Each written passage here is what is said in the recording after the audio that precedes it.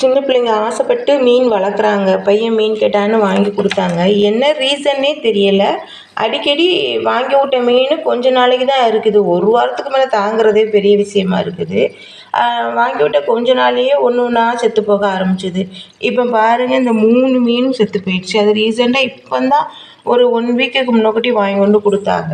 என்ன காரணம்னே தெரிய மாட்டேங்குது. எதுக்காண்டி ஃபுட்டு அதிகமாக போடுறதுனாலயான்னு தெரியலை. அவன் தான் ஃபுட்டு போடுறான். நைட்டு வேறு ஃபுட்டு வேறு போட்டிருக்கான். எதுக்காண்டி அது இறந்து போகுதுன்னு தெரிய மாட்டேங்குது. அதுக்கப்புறம் என்னென்னா, தண்ணியோட கலர் சீக்கிரம் மாறிடுது.